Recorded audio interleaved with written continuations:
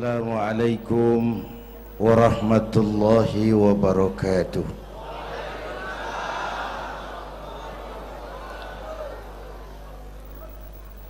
Alhamdulillahilladzi asra bi'abdihi laylan minal masjidil haram ilal masjidil aqsa. Wassalatu wassalamu ala Sayyidina Muhammadin wa ala alihi wa ashabihi ahli sidqi wa tuqa, amma ba'du. Para ulama, para habaib yang saya muliakan, wabil khusus Fadilatul Mukarram Sahibul Bait Kiai Haji Uji Turtusi, yang terhormat Bapak Wali Kota Tangerang Bapak Haji Wahidin Halim, hadirin hadirat ma'asyiral muslimin yang saya cintai.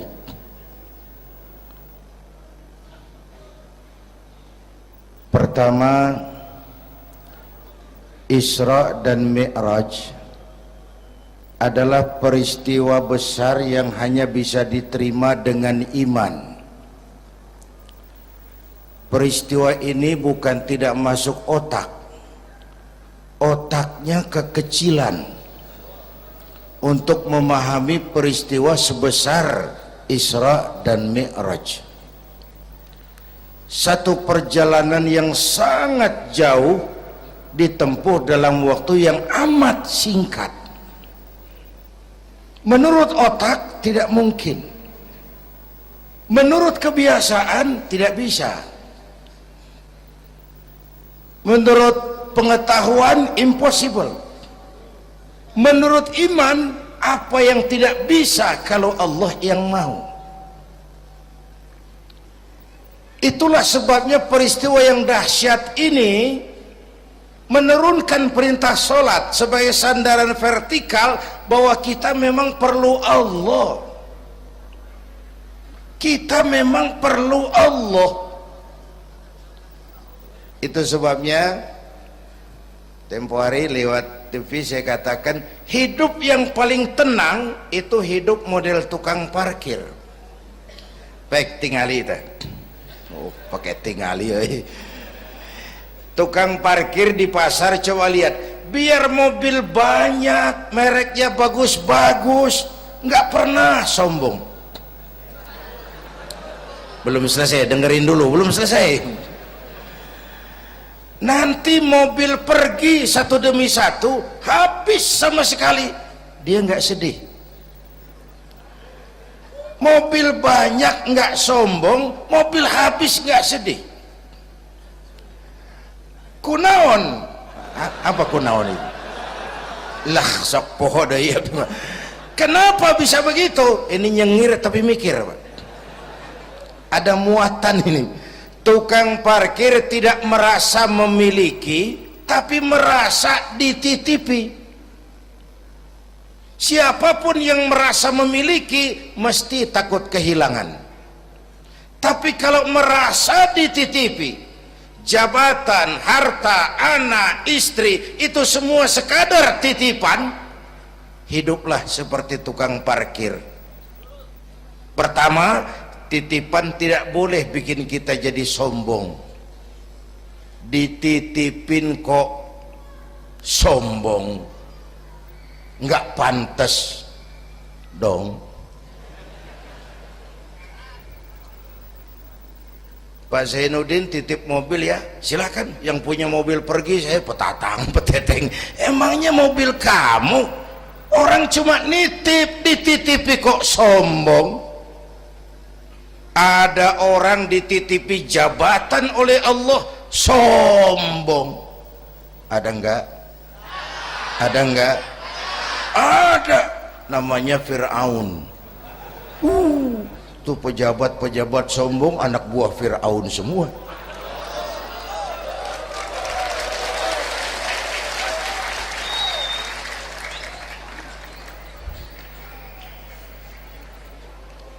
ada orang dititipi harta oleh Allah jadi orang kaya, sombong, mentang-mentang kaya sama tetangga nggak mau kenal, mentang-mentang kaya orang lain kecil semua, mentang-mentang kaya jalan nggak nginjak tanah. Kuntilanak dititipin kok sombong, nggak pantas dong. Satu. Yang kedua, titipan harus dijaga baik-baik. Kalau tidak dijaga bisa rusak. Kalau rusak yang nitip marah, yang nitip marah. Pak, saya mau ngaji, titip sepeda motor, silahkan. Selesai pengajian sepeda motor diambil, kaca spionnya pecah, knalpot hilang, bemper penyok, marah nggak? Saya kan nitip, kenapa nggak dijaga? Apa bedanya? Allah nitip anak 3 orang di rumah kita, nggak dijaga, yang satu mabuk, yang satu judi, yang satu ngerampok, yang nitip marah. Allah nitip harta kepada kita jadi orang kaya supaya bantu pesantren, bangun rumah sakit, bantu yatim, tolong yang lemah, bela yang perlu. Pelitnya 17 setan. Yang nitip marah. Sudah nggak pakai dong. Sekarang yang makro, Allah titip Indonesia. Hai rakyat, ini Indonesia, aku titip, kata Allah. Ini titipan mahal karena ditebus dengan keringat, air mata, darah dan nyawa. Aku titip Indonesia. Ini negara besar, buminya subur, di bawah perut buminya ada gas, minyak, batu bara. Kekayaan negeri ini dikuasai oleh negara, tapi harus digunakan bagi sebesar-besar kemakmuran rakyat. Itu amanat. Disalahgunakan, dikorupsi, yang nitip ini kan musim din-din ini lagi nggak enak bulan-bulan ini nih. Nazarudin, Syarifudin, yang ceramah Zainuddin lagi ini.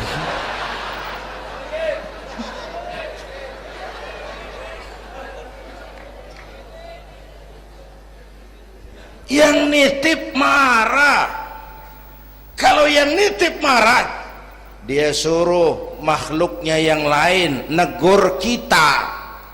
Makhluknya yang lain diperintah negur kita. Siapa? Merapi, batuk, Bromo muntah, Semeru demam, Anak Krakatau menggigil, angin puting beliung, banjir di mana-mana, gempa, longsor, hujan es, Kebayoran hujan es. Tetangga saya udah nyiapin sirup, mau hujan es. Innalillahi wa inna ilaihi rajiun. Angin teh makhluk, mang. Air makhluk, gunung makhluk, tidak mungkin makhluk bergerak sendiri. Eta teh Merapi teh demo, mang, demo. Kalau kita rakyat kecil demo, Satpol PP turun. Kalau Merapi demo, siapa yang mau ngademin? Mbah Marijan. Selesai. Mbah Marijan udah kumpul sama Mbah Surip di alam barzah tuh, udah rapat saya dengar. Kata Mbah Surip, tenang saja Mbah Marijan, tak gendong, aman sudah.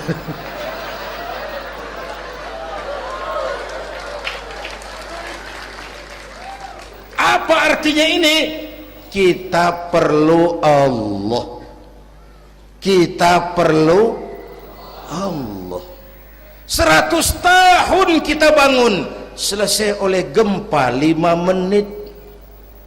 Itu Jepang negara maju, dihantam gempa, lumpuh 9,2 Richter, belum selesai tsunami, gelombang laut 10 meter naik ke darat, masih belum selesai, reaktor nuklir bocor, radioaktif gentayangan merenggut nyawa, terutama yang di Daiichi dan Fukushima. Fukushima tahu kan? Itu dari Cikupa ke kanan, ya dekat-dekat situlah.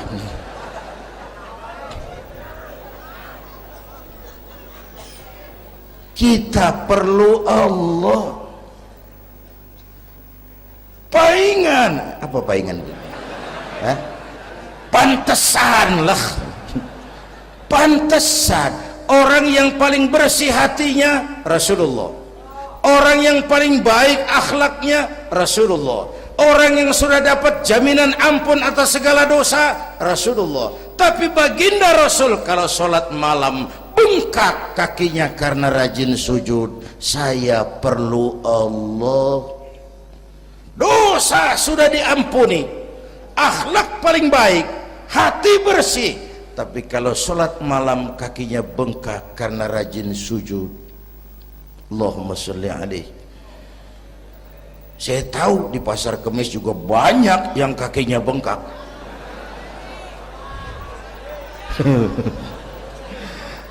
Kita perlu Allah. Itulah sebabnya dengan Isra Mi'raj turun perintah sholat agar kita punya senderan.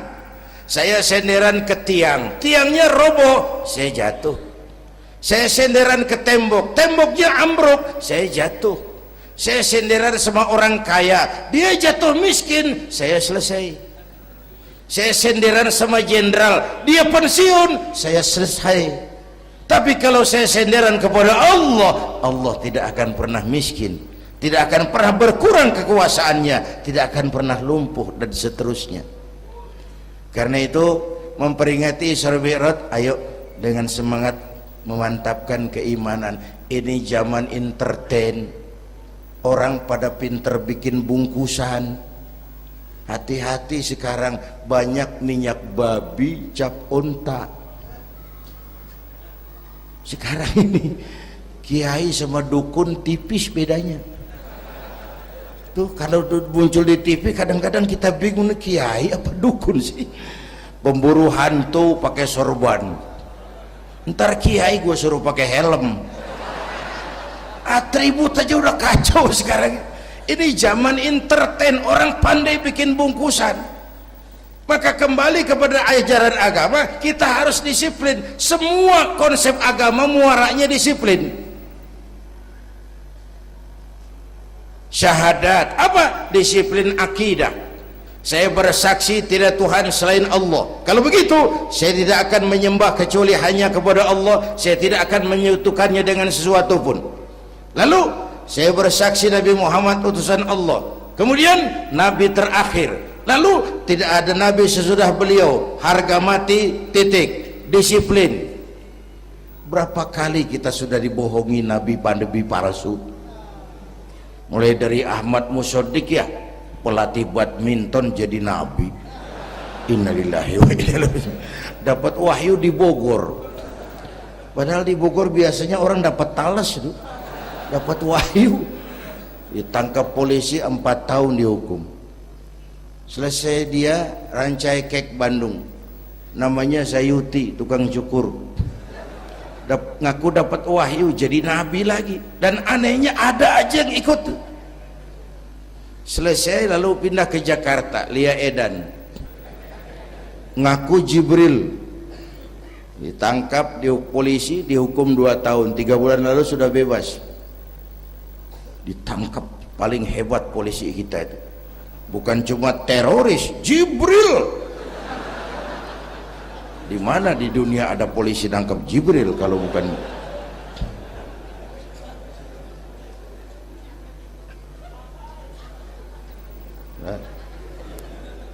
Terakhir yang aneh lagi, menurut catatan Bakor Pakemnya Kementerian Agama RI, antara Cirebon Losari, batas Jawa Tengah Jawa Barat, itu muncul agama baru namanya agama Jasun, agama Jawa Sunda, Jasun.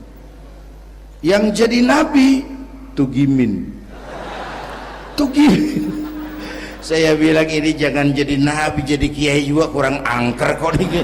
Al Mukarram Bapak Kiai Tugimin nggak ngangkat loh itu. Yang gak enak selawatnya. Kalau kita kan nikmat tuh tadi, ya Habibi ya Muhammad, asyik rasanya itu.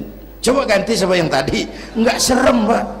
Ya Habibi ya Tugimin, nggak enak tuh, nggak enak. Saudara-saudara, di Isra Mi'raj ada potret. Ketika di Masjidil Aqsa, malaikat Jibril datang nemui baginda Nabi, bawa 2 gelas minuman, arak, susu. Ya Muhammad, pilih, ambil, minum. Mantap, tidak ragu-ragu, Nabi mengambil gelas yang isinya air susu. Dengan bismillah beliau minum. Selesai minum, kata malaikat Jibril, saddaqta ya Muhammad, laqad asabtal haq. Kau benar Muhammad, pilihanmu tepat. Emangnya kenapa Jibril? Kalau arak yang kamu pilih, kamu ambil, kamu minum, habis umatmu jadi pemabuk semua. Ini potret Pak. Itu yang tiap hari kita hadapi, yaitu arak, susu, benar, salah, hak, batil, ma'ruf, munkar, halal, haram. Hati-hati, jangan salah pilih, karena ini zaman entertain. Banyak minyak babi cap onta. Kalau minyak onta cap babi itu masih halal. Ini minyak babi cap onta, kita terpedaya ngelihat merek onta. Iya mereknya onta, gambarnya onta, isinya minyak babi. Berapa bulan yang lalu ada penyanyi pencipta lagu mati, namanya Ari Bowo. Masih ingat lagunya? Bercerita tentang madu di tangan kananmu, racun di tangan kirimu. Kalau itu situasinya, memilih tidak sulit. Kenapa? Alamat jelas, madu di kanan, racun di kiri. Masa ambil yang di kiri? Goblok amat. Si amat saja tidak goblok. Sekarang ini alamat dibikin samar, madu di mana, racun di mana tidak jelas. Lebih celaka lagi sekarang, banyak racun bermerek madu, banyak racun bermerek madu. Kita terpedaya, terpesona, terpukau, akhirnya salah pilih. Maka resepnya, jangan jauh dari ulama, makmurkan majelis taklim. Ini zaman entertain, orang pandai bangun pencitraan. Tuh, satu hal pertama yang ingin saya sampaikan. Iya, saya lihat jam doang. Sampai pagi, Beb. Yang kedua, ketika perjalanan dimulai, ada suara dari sebelah kanan, Muhammad berhenti sebentar. Jangankan berhenti, menoleh saja tidak. Kanan selamat dari kiri, Muhammad berhenti sebentar, menoleh pun tidak. Kanan kiri selamat dari arah depan. Ada perempuan tua, pakaiannya menyolok, lipstiknya tebal, nenek-nenek pakai blue jean. Muhammad berhenti sebentar, menoleh pun tidak. Sudah lewat, kata malaikat Jibril, untung kamu tidak menoleh Muhammad. Kenapa Jibril? Panggilan kananmu Yahudi, kalau kamu menoleh umatmu cenderung Yahudi. Panggilan kirimu Nasrani, kalau kamu menoleh umatmu gandrung kepada Nasrani. Itu perempuan tua dengan pakaian menyolok, itu dunia Muhammad. Dunia teh sudah tua, tapi karena dipoles, dibangun, dipoles, dibangun, dibangun, dipoles, orang nggak terasa kalau dunia sudah tua. Berebut harta, berebut warisan, sama juga berebut nenek-nenek. Makan habisin. Ini perjalanan, ini pun potret. Panggilan Yahudi, panggilan Nasrani, panggilan dunia, materialisme, hedonisme, berat sekarang ini. Berapa malam lalu saya masuk Serpong, saya senang lihat Serpong berubah jadi kota satelit, bangunannya bagus-bagus. Saya telisik, sekolahnya Don Bosco, Santa Maria, Santa Ursula, gerejanya mbahnya gereja dibangun di pojok itu. Serpong. Awas panggilan Nasrani. Saya masuk Bekasi, Sukmajaya, sekolahnya Yayasan Penabur, mulai dari TK sampai perguruan tinggi, gerejanya besar. Awas panggilan Nasrani. Bahkan di Karawang mereka sudah bangun kuburan mahal. San Diego, ada teman saya pengusaha bikin pesan kuburan 200 meteran, itu 5 miliar. Karena tanahnya berbukit, bergunung, indah, dan malaikatnya rada baik. 5 miliar.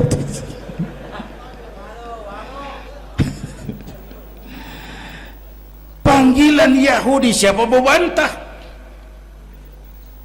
Yahudi itu menguasai ekonomi dunia. Di Amerika itu tidak ada orang bisa masuk Gedung Putih jadi presiden tanpa dukungan Yahudi. Menentukan. Bahkan roda ekonomi dunia sekarang ini diwarnai oleh Yahudi.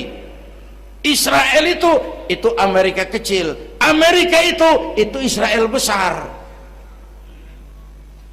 Lalu panggilan Nasrani dengan segala gaya dan dana, dan terakhir panggilan materialisme dunia, panggilan hedonisme, panggilan materialisme. Menghadapi panggilan-panggilan ini, ayo kita umat Islam luruskan saf, rapatkan barisan, jangan jauh dari ulama, makmurkan majelis taklim. Itu yang kedua. Yang ketiga, Haram Aqsa ini perjalanan vertikal katanya. Aqsa Aras ini perjalanan vertikal. Haram Aqsa perjalanan horizontal, Aqsa Aras perjalanan vertikal. Hablum minan nas, hablum minallah. Isra Mi'raj mau ingatkan kita, semua kita perantau di dunia ini. Perantau harus pulang. Orang yang selesai merantau di dunia disebut telah pulang ke rahmatullah. Kenapa pulang? Perantau, nggak boleh netep. Bodoh kalau ada perantau, tahu perantau tapi nggak pernah mikirin pulang. Dan saya mau bilang, orang pulang sebenarnya enak. Ayo contoh beberapa soal etimologis. Waktu SD dulu ada pelajaran yang kita nggak suka, gurunya galak. Pas pelajaran dia, pengumuman, Bapak guru tidak masuk sekolah, anak-anak boleh pulang. Seneng nggak? Seneng nggak? Kenapa seneng? Karena boleh pulang. Orang pulang seneng. Contoh lagi, Lebaran masyarakat pulang mudik, seneng nggak? Kenapa seneng? Pulang. Orang pulang seneng. Sekarang selesai hidup di dunia, kita pulang kepada Allah, seneng nggak? Ragu-ragu, mau bilang seneng takut besok gitu. Mestinya seneng pulang. Apa yang bikin pulang yang satu itu kok berat? Kelihatannya dua. Pertama, kita ini sering mencintai sesuatu berlebihan, berakar di hati. Datang saat pulang tidak siap menghadapi perpisahan. Ada yang bergantung di sini, pulang jadi berat. Kalau cinta Allah sepenuhnya, cinta alam seperlunya, pulang enak. Yang kedua, bekal nggak cukup, sengsara di jalan, pulang jadi berat. Nggak punya bekal kok pulang, itu nekat. Belum sempet sholat modar, loh kok berani amat nggak punya bekal pulang. Kalau bekal cukup, pulang itu menyenangkan. Karena apa?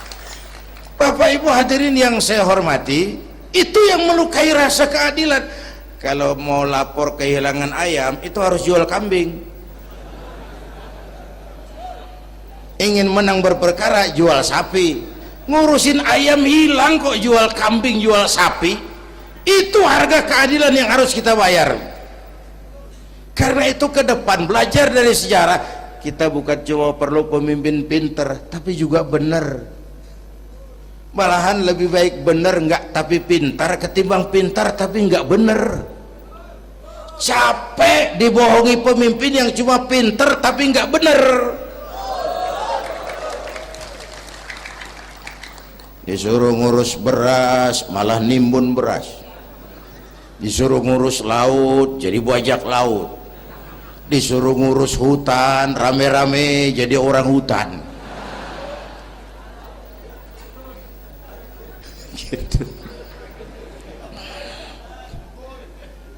Kita rindu munculnya sosok-sosok macam Umar bin Abdul Aziz. Punten nih, itu Umar bin Abdul Aziz waktu terpilih jadi khalifah, yang pertama diucapkan innalillahi wa inna ilaihi raji'un. Terpilih jadi presiden bukan alhamdulillah, innalillah. Pagi dilantik, malam pesta. Pesta apa? Dangdut? Enggak. Pesta air mata. Di mana? Di mihrab dalam masjid, sujud sambil berlinang air mata. Istrinya tanya, "Bang?" "Iya sayang." "Oh, udah dengerin aja, orang improvisasi." "Iya sayang, abang kan sekarang jadi khalifah." "Kenapa nangis, Pak?" "Itu Fatimah, itu sebabnya saya nangis karena saya dipilih aklamasi secara sebagai khalifah. Setelah jadi pemimpin yang terbayang oleh saya, yatim piatu yang merintih kelaparan, janda-janda tua yang perlu bantuan, rakyat saya yang belum bisa menemukan haknya secara wajar, saya takut saya zalim kepada mereka. Saya nangis mohon pertolongan Allah." Pagi dilantik, malam pesta, tahajud. Esok harinya karena pemimpin baru, banyaklah pejabat-pejabat gubernur cari muka. Namanya presiden baru, ada yang kirim emas, pakaian mahal, berlian, mutiara, dikumpulkan sama istrinya. Umar tanya, "Fatimah?" "Iya bang."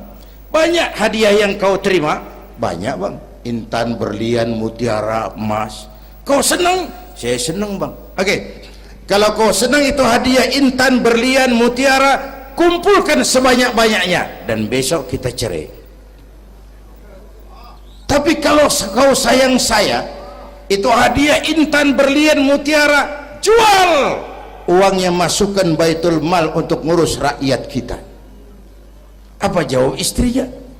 Istrinya pun istri beriman, gak mentang-mentang istri pejabat lalu ikut-ikutan borong proyek suaminya. Kata Fatimah, "Abang?" "Iya sayang." "Apalah artinya intan berlian tanpa engkau di sisiku bang?"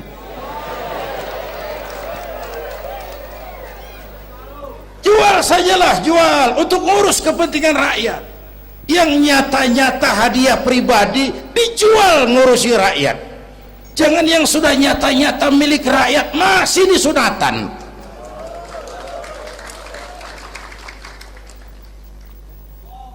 Yang antik lagi, satu malam beliau kerja di kamar, pakai lampu templok, nulis.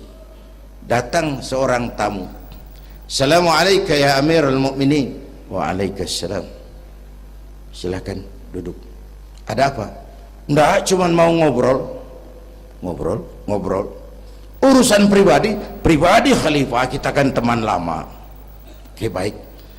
Beliau berdiri, lampunya dipadamkan, ditiup, mati, gelap kamar. "Ayo kita ngobrol." Tamunya heran, "Ya khalifah?"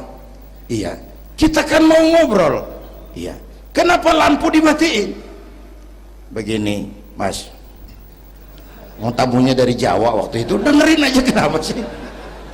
Gini loh Mas, tadi waktu sampean datang tuh kan sampean lihat saya lagi kerja. Iya, saya kerja tadi ngurusi rakyat. Tentu saya kan pakai lampu, memang lampunya kan pakai minyak, pasti minyaknya kan beli, iyalah belinya pakai uang, tentu uangnya uang rakyat. Kita mau ngobrol urusan pribadi, nggak usah pakai minyak rakyat Mas, ayo ngobrol sampai subuh ini. Kalau yang kecil saja orang sudah berhati-hati, apalagi menghadapi urusan yang jauh lebih besar ke depannya. Bapak Ibu hadirin yang saya hormati, oleh karena itu kita memerlukan semangat kebersamaan, walaupun tidak harus selalu bersama-sama. Ini adalah potret terakhir. Baginda Nabi di awal-awal perjuangan didampingi 5 figur utama. Pertama, Nabi punya Sayyidina Abu Bakar Siddiq. Ini sahabat merangkap mertua, orang tua bijaksana, tempat Nabi tukar pikiran. Kampung itu enak kalau ada yang dituain. Yang kedua, beliau punya Umar bin Khattab, Al-Futuhat Al-Islamiyah, imam tapi jenderal, jenderal tapi imam, gagah, berani untuk Islam. Selesai? Belum. Yang ketiga, Nabi punya Utsman bin Affan, pengusaha tapi santri, penyandang dana. Umat akan maju kalau banyak punya Utsman. Yang keempat, Nabi punya Ali bin Abi Thalib, tokoh muda tapi intelek. Yang kelima, beliau punya Khadijah binti Khuwailid. 5 figur utama bahu membahu membantu perjuangan Nabi. Begitulah kita berjuang, mesti punya segala hal, mesti punya senjata yang namanya golok, gergaji, pisau, silet, harus punya. Kapan makainya, lihat lawannya. Yang kamu hadapi apa? Kumis Pak, silet turun. Yang kamu hadapi apa? Akar kayu nangka Pak, kampak maju. Ini kita sering emosi nggak para rugu. Yang dihadapin kumis, kampak yang maju. Urusan nggak selesai bibir bongkar Pak. Anak-anak muda nggak cukup dibakar emosinya, berani harus, nekat jangan. Berkorban siap, konyol nanti dulu. Mati syahid ayo, mati sangit jangan. Berani sama nekat tipis loh bedanya. Berani harus, nekat jangan. Berkorban siap, konyol nanti dulu. Bapak Ibu hadirin yang saya hormati, dengan semangat kebersamaan saya yakin kita bisa berbuat lebih banyak. Inilah barangkali sekelumit ikut tasyakur saya, mudah-mudahan ada manfaatnya buat kita semua. Lebih kurang mohon maaf. Usikum wa iyaya bitaqwallah. Aqulu qawli hadza wassalamu alaikum warahmatullahi wabarakatuh.